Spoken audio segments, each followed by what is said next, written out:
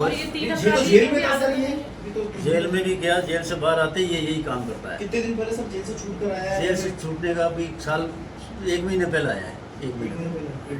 Sir इसका modus operandi क्या रहता है, किस तरीके से, क्योंकि कभी रंगे हाथों आज तक कभी पकड़ा नहीं गया और बार बार ये जेल से निकल के क्या रहता है? हाँ, ये बात सही है, नहीं पकड़ा गया, फिर रंगे हाथों आज पहली बार ही पकड़ा गया है। क्या रहता है मोडस, क्या रहता है? मोडस ऑपरेंडी तो ये हाँ, आप बताओ इनकी पूरी बात। मोडस ऑपरेंडी मुख्यतः ये जो पूरा गैंग है ये नशे का आदी है, स्मैक वगैरह इस टाइप के नशे करते हैं और इस नशे के प्रभाव में ही ये इन वारदातों को अंजाम देते हैं। हमें इंटेरोगेशन के दौरान ये भी प्रॉब्लम आई कि बहुत सी वारदातों का इनको पता ही नहीं कि इन्होंने ये वाली मोटरसाइकिल कहाँ से चुराई है। तो हमें मोटरसाइकिल्स के नंबर रिट्रीव करके और जिन भी संबंधित थानों में वो चोरी हुई है वहाँ तक उनको पहुँचाने का काम, उन मुकदमों में उनको गिरफ्तार करने का काम करना पड़ेगा। मेनली इनकी मोडस ऑपरेंडी में ये लोग जाते हैं, आसपास कुछ देर रेकी करते हैं और आसपास यदि भीड़ भाड़ कम होती है और निगरानी का अभाव होता है तो ये अपने जो भी पुर्जे औजार जो भी इनके पास उपलब्ध होते हैं उससे फोर्सफुली लॉक को तोड़कर और मोटरसाइकिल्स को ले जाते हैं और आपस में मिलके इनको जो भी आगे ग्राहक मिलते हैं जो इस बात से अनजान भी होते हैं कि मोटरसाइकिल्स चोरी की हैं, उनको ये बेचने का काम करते हैं।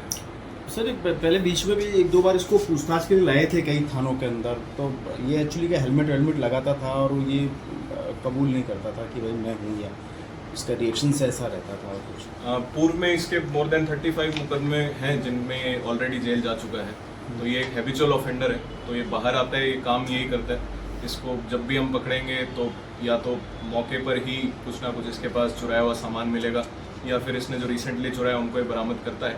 पहले भी जो कार्रवाइयाँ हुई हैं इसने बरामदियाँ करवाई हैं, तो ये आगे भी अगर अब तो काफ़ी लंबे समय तक ये जेल में रहेगा क्योंकि 18 मोटरसाइकिल्स के मुकदमों में अंदर जाएगा, लेकिन जब भी ये बाहर आएगा इस पर निगरानी दोबारा बनाई जाएगी। एक चीज़ और सर, ये इसके कांटेक्ट में ये लोग कैसे आए सर, कुछ ऐसा पता चला? ये लोग मोहन बैरवा जो बाकी लोग हाँ। ये एक संगठित रूप से ही काम करने वाले लोग हैं। इसमें जो मोहन बैरवा है ये मैकेनिक है और पकड़ में ये एक साथ पहली बार आए हैं भाई, काम ये करते रहे हैं। मोहन बैरवा जो मैकेनिक है ये basically as it is motorcycle भी आगे बेच देते हैं और दूसरा ये मैकेनिक एज अ मैकेनिक इसके पास कहीं से पार्ट्स की डिमांड आती है, चेसिस की या फिर मोटरसाइकिल के अन्य जो पार्ट्स की डिमांड आती है, ये चोरी की मोटरसाइकिल्स में से उन पार्ट्स को निकाल के और आगे कहीं लोगों को, कस्टमर्स को बेच देता है।